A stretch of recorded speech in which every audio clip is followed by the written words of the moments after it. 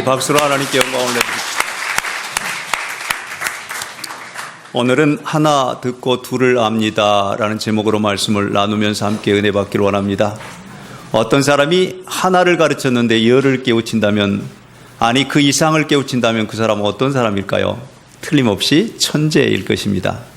그런데 하나를 가르쳤는데 둘을 알고, 하나를 들었는데 둘을 깨우치고, 하나를 배웠는데 둘을 아는 사람은 어떤 사람이라고 여겨지십니까?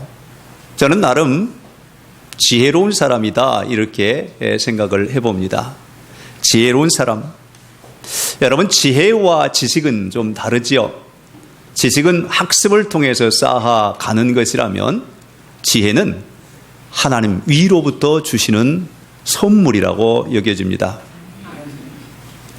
오늘 우리의 삶 가운데 많은 지식을 쌓아 도움이 되지만 그보다 더 유익한 것은 위로부터 주시는 하나님의 지혜를 얻는 것이라고 여깁니다. 성경에는 누구든지 지혜가 부족하거든 후히 주시고 꾸짖지 아니하시는 하나님께 구하라 그리하면 주시리라 약속하셨습니다. 그러므로 우리의 삶 가운데 하나님 나에게도 지혜를 주십시오. 그래서 내가 쌓은 지식을 능가하는 그 지혜로운 삶을 통하여 하나를 듣고 둘을 깨우치며 하나를 알고 둘을 능히 사용할 수 있는 그런 은혜의 삶이 저와 여러분 가운데 있어지기를 주님의 이름으로 축복합니다. 많은 사람들이 머리에서 가슴으로 내려오는 거리가 세상에서 가장 멀다 하는 그런 표현을 합니다. 그 이유는 머리로 배우고 익혔던 것을 가졌던 그 지식이 내 마음을 감화시켜서 행동으로 나타내기까지가 쉽지 않다는 그런 의미입니다. 사랑하는 여러분, 오늘 우리의 가슴 속에서 머리로 지식이 쌓여진다면 가슴으로 뜨겁게 일어나는 것이 바로 지혜라고 할 수가 있습니다. 그래서 우리 가운데 이 지혜를 필요로 하는 것은 이 마음이 중요함을 가르쳐 줍니다. 그래서 잠언에 보면 모든 지킬 만한 것 가운데 더욱 내 마음을 지키라. 생명의 근원이 여기에서 남이니라. 할렐루야. 이 마음을 내가 내 마음대로 하면 얼마나 좋겠습니까? 그런데 내게 간직한 이 마음이지만 내 마음대로 되지 않을 경우가 너무나 많습니다. 그래서 성경을 인용한 어떤 사람들은 마음은 원이로되 육신이 부족하도다 이렇게 이야기를 하는 경우가 많지요. 이 마음이 움직여져야 아무리 많은 지식을 갖고 있다 할지라도 마음이 움직여지지 않으면 어떠한 일도 일어나지 않습니다. 그러므로 오늘 예배하는 저와 여러분 가운데 하나님께서 위로부터 주시는 은혜로 말미암아 지혜로 말미암아 마음이 움직여져서 행동으로 나타나고 하나님의 능력이 나타나는 그런 은혜가 있어지길 다시 한번 주님의 이름으로 축복합니다. 아멘. 이 마음을 어떤 사람은 또 이렇게도 표현하죠. 심장이라고, 영어로 하트라고. 그런데 이 마음이 움직여지는 것은 사실 내 안에 누구의 마음, 어떤 마음을 간직하느냐에 따라서 움직여지게 되어 있습니다. 지금 인천에서 목회하시는 어느 목사님, 그분의 이야기를 나눔 가운데서 신비한 것을 느꼈습니다. 그분은 지금도 하루에 2번씩 투석을 하시는 분이신데 투석을 하시면서 늘 어려움 가운데서도 목회를 잘 하고 계시는 분이신데 그분이 한 번은 그런 얘기를 하세요. 당신이 수년 전에 그 심장을 이식 수술을 받았는데 이 이식 수술 받고 난 후에 자기가 자기 마음대로 안 되고 이전의 성격과는 전혀 다른 성격이 자기 안에 표출되는 것을 보고 놀랬다. 늘 활달하고 많은 사람 앞에 발표 잘하고 그랬는데 수줍음을 타고 늘 우울하고 또 늘 불안한 마음이 계속 되더랍니다.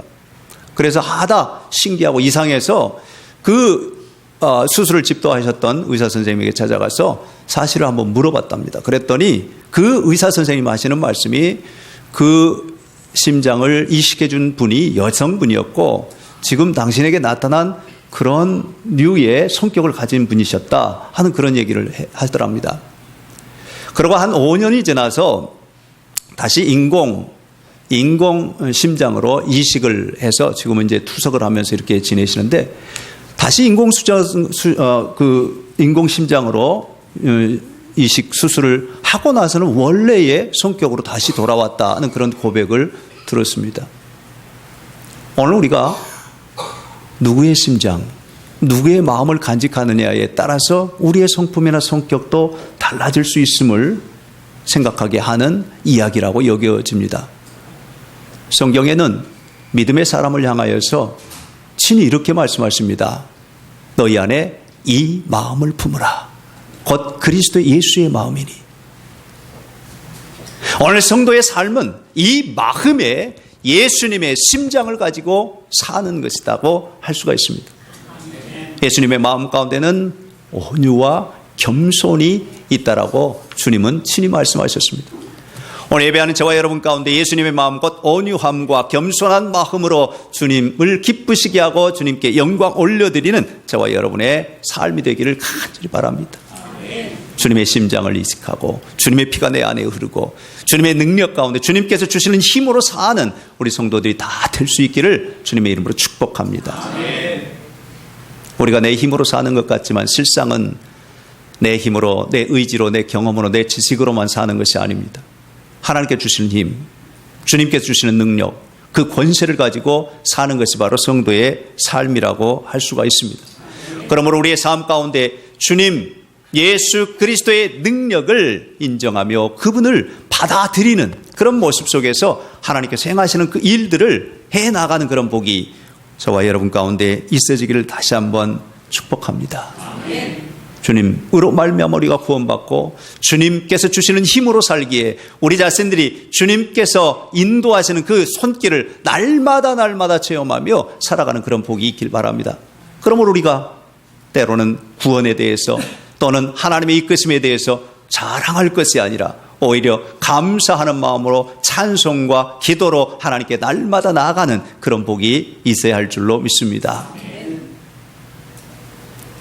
로버트 슐러 목사님께서 자주 인용하셨던 말씀이죠. 이야기입니다. 큰 웅덩이에 개구리들이 많이 노래하며 놀고 있었습니다.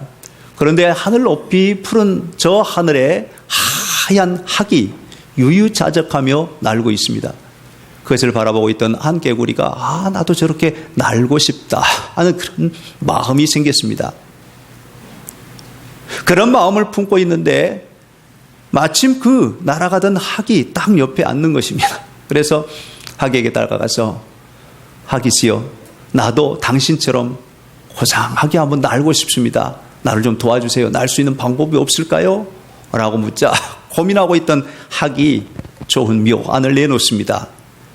자그마한 막대기를 하나 보이면서 내가 이쪽을 물 테니 당신은 반대쪽을 무세요. 그러면 둘이 같이 물고 있을 때 내가 날아가면 당신도 날지 않겠소? 하고서 좋은 생각이라고 해서 개구리가 동의를 합니다. 그래서 학이 홀 날아가는데 개구리도 함께 날아갔습니다. 함께 올라갔습니다. 너무 기분 좋았습니다. 즐거웠습니다. 행복했습니다. 그 아래를 보는데 개구리들이 부러운 듯 바라보고 있고 또 어떤 개구리들은 아예 쳐다보지도 않고 있습니다. 그래서 이 개구리가 자랑 한번 하고 싶어서 얘들아 하고 입을 쫙 벌리니까 그만 빙글빙글 돌더니 툭 떨어지고 말았다는 것입니다. 무슨 얘기일까요? 예수님의 마음처럼 겸손해져라, 온유해져라 하는 그런 의미를 가지고 그 예화를 들려주셨을 것입니다. 사랑하는 여러분, 성경에는 선줄로 생각하면 넘어질까 조심하라고 말씀합니다. 그리고 교만은 패망의 선봉이요 겸손은 존귀의 앞잡이니라 라고 말씀하고 있습니다. 오늘 하늘로부터 우리가 지혜를 얻기 위한다면 겸손하게 주님 앞에 머리 숙이고 주님 앞에 무릎 꿇고 하나님 앞에 두 손을 모아 기도할 수 있는 그 마음의 자세가 오늘 우리 가운데 필요합니다. 오늘 이 지식과 지혜는 바로 하나님을 경외함으로부터 온다라고 잠언은 말합니다. 잠언 1장 7절에 보면 여호와를 경외하는 것이 지식의 근본이거늘 미련한 자는 지혜와 훈계를 멸시하느니라. 위로부터 주시는 훈계와 위로부터 주시는 지혜를 멸시하는 사람은 어리석은 사람이요. 또한 잠언 9장 10절에도 여호와를 경외하는 것이 지혜의 근본이요 거룩한 자를 아는 것이 명철이니라. 아멘. 거룩하신 하나님, 그분을 알고 알 뿐만 아니라 그분을 마음으로 느끼고 그분과 함께 동행하는 그 임재를 경험하는 그 삶이 바로 지혜로운 삶인 것을 우리에게 확실하게 보여줍니다. 이런 지혜가 있을 때 하나를 들으면 둘을 알 수 있고 하나를 경험하면 둘을 깨달을 수 있는 그런 은혜가 있을 줄로 믿습니다. 여러분, 오늘 시편을 기록한 다윗은 처음부터 이 사실을 알았습니다. 어린 시절에 벌써 깨우쳤습니다. 이세의 막내 아들인 다윗은 8번째 아들입니다. 위로 7명의 형들이 있으니 얼마나 눈치가 빠르겠습니까? 이미 형들이 시행착오를 다 겪었던 걸 밑에서 보고 있던 다윗은 이미 깨달아 알고 어떻게 하면 아빠를 기쁘게 할 수 있겠구나, 어떻게 하면 하나님을 즐겁게 할 수 있겠구나 하는 그 사실을 알고 살았습니다. 그러게 보십시오. 사무엘 선지자가 베들레헴 이새의 집에 가서 누군가에게 아들들 가운데 기름을 부으려고 할 때에 다른 형들은 다 그 주위에서 맴돌았는데 다윗만큼은 자기에게 주어진 일을 성실하게 하면서 들에서 양을 돌보고 있었습니다. 사무엘 선지자가 7명의 이새의 아들들을 다 지켜보는데 하나님께서는 외모를 취하지 않고 중심을 보느니라 말씀하신 것과 더불어 아니다 하나님의 마음에 합한 자가 아니다고 다 제껴놓고 더 없소? 라고 이새에게 물었을 때 이새가 번뜩 생각나는 게 맞아, 들판에 막내 아들이 있지. 그렇다면 빨리 데리고 오십시오. 다윗이 오는 그 모습을 보고 사무엘 선지자가 너무너무 흡족해 했습니다. 아니, 사무엘을 감동하는 하나님의 마음에 흡족한 모습이 바로 다윗의 모습이었습니다. 그 다윗은 왜 하나님의 마음에 흡족한 모습으로 비춰졌을까요? 그는 어려서부터 늘 주님을 묵상하고 주님과 함께 동행하는 비결을 배우고 무엇보다도 주님을 의지할 수 있는 방식과 방법을 배웠습니다. 그래서 양무리를 돌보면서 맹수가 나타나면 작은 지팡이 하나 가지고도 물매 가지고도 몰아내고 잡아 죽이기도 하고 하는 그런 용맹성이 그에게 나타났던 것을 보게 됩니다. 또한 다윗은 어려움 가운데서도 견뎌낼 수 있는 힘과 능력이 그에게 있었습니다. 장가 들었는데 사울 왕의 딸과 결혼을 했습니다. 사울 왕의 사위 있지요. 그런데 장인 어른이 다윗을 죽이려고 끊임없이 따라옵니다. 그리고 쫓아옵니다. 많은 군사들을 동원해서 같이 쫓아오는데 도망가는 다윗. 그의 신실함은 어디에 있는가 하면 하나님의 사람 사울, 악을 행한다 할지라도 나에게 해를 입힌다 할지라도 저를 심판하거나 정죄하거나 죽일 수 없다 해서 2번씩이나 사울을 죽일 수 있는 기회가 있었음에도 죽이지 않습니다. 이게 다윗의 신실함입니다. 뿐만 아니라 신하들의 배신 속에서도 오래 참아 기다리는 그것이 있습니다. 왕이 되었을 때 아들 압살롬이 반역을 해서 왕의 권좌를 쟁탈하는 일도 있었습니다. 그럼에도 불구하고 그 자리를 비워주고 물러나 있다가 다시 그 압살롬의 죽음을 보고 애도하는 그 모습은 바로 다른 것이 아니라 다윗의 지혜입니다. 사랑하는 성도 여러분, 오늘 다윗은 우리에게 그 지혜를 가르쳐주고 있습니다. 시편의 노래 속에서 어떻게 하면 하나님을 기쁘시게 하고 어떻게 하면 하나님의 마음에 흡족하게 할 수 있는 그 삶인가를 성도들에게 가르쳐주고 있는 것을 보게 됩니다. 본문 9절 말씀을 제가 한번 세번역 성경으로 한번 읽어보겠습니다. 신분이 낮은 사람도 입김에 지나지 아니하고 신분이 높은 사람도 소금수에 지나지 아니하니 그들을 모두 다 저울에 올려놓아도 입김보다 가벼울 것이다. 무슨 뜻인가요? 사람들을 높은 고위직에 있다 하더라도 낮은 사람이라 할지라도 그 모든 사람들은 저울 위에 마치 깃들처럼 가벼운 밖에 없다. 다시 말하면 사람을 의지하지 말라 하는 그런 의미입니다. 성경에는 인생은 한 번 피었다 지는 꽃에 지나지 않는다라고 말합니다. 한나절 피었다가 가득 채웠던, 그리고 해가 떠오르면 쉽게 사라지는 안개와 같은 것이 바로 인생이라고 합니다. 결코 의지할 바가 아니라는 사실을 우리에게 가르쳐 주고 있습니다. 다윗은 어린 시절부터 사람을 의지하는 것이 아니라 하나님 여호와만을 의지하는 그것을 배웠습니다. 그것이 바로 지혜라는 사실을 그는 깨달았습니다. 오늘 예배하는 저와 여러분 모두가 다 주님만을 의지하는 그런 은혜가 있어지기를 주님의 이름으로 축복합니다. 우리가 어려운 일 겪을 때, 도저히 감당할 수 없는 시련과 시험이 다가올 때 우리는 어떻게 합니까? 혹시 사람을 찾아가는 것이 아닐까요? 아니면 다른 방법을 찾지 않는 것이 아닐까요? 그러나 성경은, 아니 주님은 우리에게 먼저 주님께 기도하라고 말씀합니다. 주님께 무릎 꿇으라고 말씀합니다.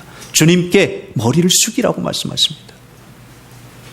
마태복음 6장 33절 말씀에 보면 너희는 먼저 그의 나라와 그의 의를 구하라. 그리하면 이 모든 것을 너희에게 더하시리라. 오늘 예배하는 여러분, 하나님이 모든 만물을 지으셨다고 믿습니까?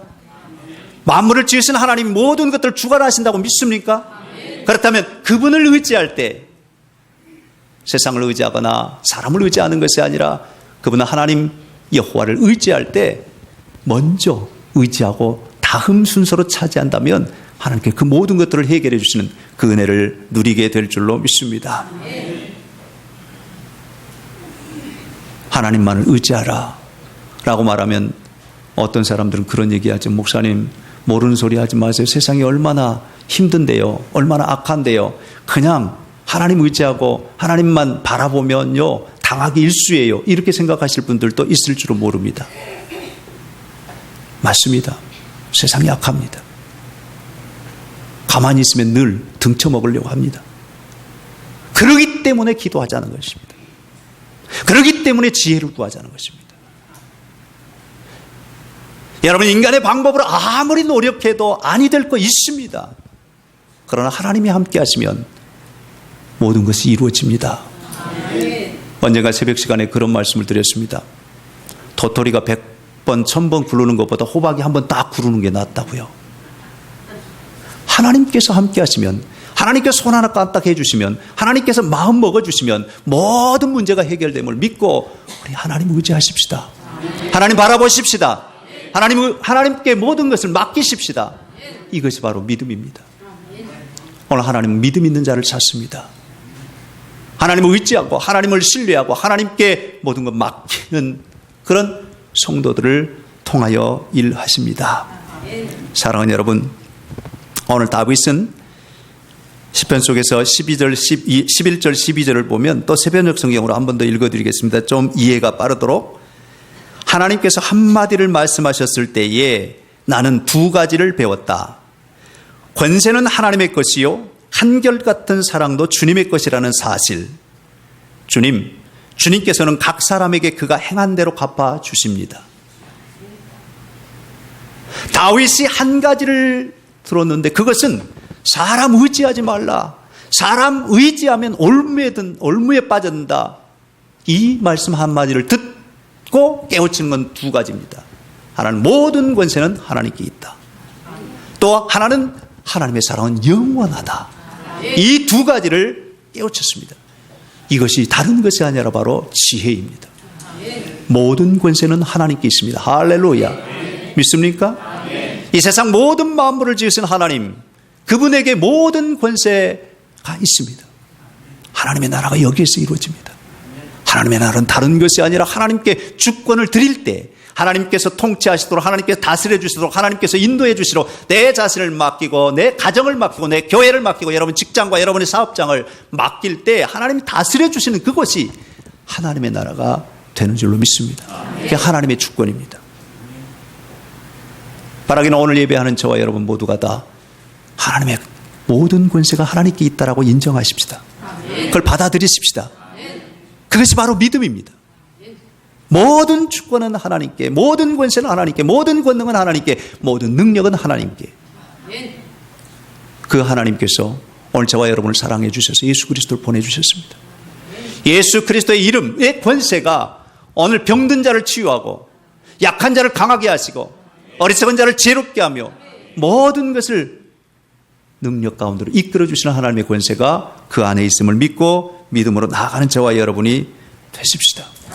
다윗은 이것을 깨달았답니다. 왕들은, 이스라엘 역대 왕들은 다 하나같이 왕권에 올라가면 아래로만 쳐다봤습니다. 그리고 백성들을 어떻게라도 그저 이끌어가려고만, 장악하려고만 했습니다. 그런 다윗은 좀 달랐습니다. 언젠가 제가 말씀드렸죠. 한자에서 왕은요, 하늘이라고 하는 일자에다가 또 밑에 땅, 중간에 사람, 이것을 관통하고 꿰뚫는 것이 왕이라고요. 그래서 모든 권세가, 권능이 왕에게 있습니다. 그런 다윗은 달랐습니다. 다윗은 그 위에 점을 하나 딱 찍었습니다. 그 말은 늘 주님을 바라봤다는 뜻입니다. 주님을 바라봤습니다. 전쟁을 할까요 말까요? 싸움을 할까요 말까요? 여기 전쟁이 나갈까요 말까요? 하나님께 먼저 의논했습니다. 가거라 그러면 영락없이 승전가를 불렀습니다. 사랑하는 여러분, 다윗의 삶 속에 끊임없이 이러한 기도가 우선이었습니다. 왕궁을 지을 때도 마찬가지로 하나님께 기도했고, 그리고 심지어 마음속에 품은 성전을 짓고 싶은 그런 욕심이 있을 때도 먼저 기도했습니다. 기도한 후에 나단 선지자가 아니라고 할 때 쉽게 포기하는 것보다는 오히려 당대해지지 못할지라도 모든 성전을 지을 수 있는 재물을 다, 도구를 다 마련해 놓은 그런 모습이 바로 다윗의 모습입니다. 이는 곧 늘 하나님을 의지하고 하나님께 모든 권세를 드렸습니다. 오늘 저와 여러분 모두가 다 모든 권세는 하나님에게 있다. 이것을 인정하고 받아들이는 그런 모습이 있어지기를 주님의 이름으로 축복합니다. 또 한 가지를 배운 것은 바로 하나님의 사랑은 영원하시다.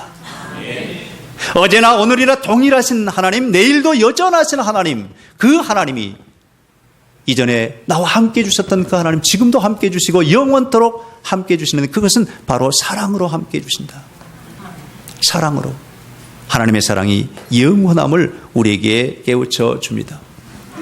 때때로 성도들이 어려움을 겪고 시련과 시험을 겪는 것 가운데 많은 부류는, 대부분은 자기 스스로의 욕심과 자기 스스로가 겪는 그런 일들로 인하여 시험을 당하는 경우가 많습니다. 성경에도 욥의 경우를 제외하고는 대부분 욕심에 이끌려서 시험을 받는 경우가 많습니다. 레위리를 달려가는 기차가 칙칙폭폭 하고 가는데 덜커덩 합니다. 그것은 앞으로 쫙 뻗어 있는 그 레일, 그 철로가 울퉁불퉁해서 기차가 흔들리는 것일까요? 아니요. 차체가 흔들리기에 흔들릴 뿐입니다. 철로는 여전히 곧게 뻗어 있습니다. 하나님의 사랑은 여전하십니다. 오늘 여러분을 향한 하나님의 사랑 여전하십니다. 동일하십니다. 변함없으십니다. 그 사랑을 받아들이고 믿음으로 설 수 있는 저와 여러분이 될 수 있기를 간절히 축복합니다. 오늘 앞부분에 보면 다윗은 오늘 예배의 부름 속에 나누었던 말씀과 같이 그렇게 노래를 시작했습니다. 나의 영혼이 잠잠히 하나님만 바라며 나의 구원이 그에게서 나온도다. 오직 그만이 나의 반석이시요 나의 구원이시요 나의 요새이시니 내가 크게 흔들리지 아니하리로다. 아멘. 1절과 2절에서 5절과 6절에서 반복해서 이 말씀을 선포하고 있습니다. 나의 영혼이 잠잠히 하나님만 바라며 구원은 오직 그분에게 있다. 나의 반석이요 나의 산성이요 나의 피난처요 나의 구원자이신 주님, 그분을 바라보니 내가 결코 흔들림이 없다. 그렇게 노래함과 같이 오늘 예배하는 저와 여러분 이런 지혜를 누릴 수 있기를 주님의 이름으로 축복합니다. 다윗은 하나를 듣고 둘을 깨우쳤습니다. 그 둘은 다른 것이 아닌 모든 권세는 하나님께, 그리고 영원한 하나님의 사랑, 변치 아니하는 하나님의 사랑, 이 두 가지를 깨닫는 그것은 바로 지혜라는 사실을 우리에게 가르쳐주면서 오늘 무더위 속에 어찌 보면 가장 1년 중 더운 한 주간을 보내게 될 텐데 이 더위 속에서 혹여라도 피서를 가면 산으로 바다로 강으로 간다면, 들러 간다면 여러분 잊지 마십시오. 주님이 늘 여러분과 함께 하십니다. 변함없는 사랑으로 여러분과 함께 하십니다. 그리고 모든 권세가 주님께 있습니다. 그런 믿음을 가지시고 지혜로 하나님께 영광 올려드리는 그런 은혜가 한 주간 여러분 가운데 있어지기를 주님의 이름으로 축원합니다. 기도하십시다. 거룩하신 하나님.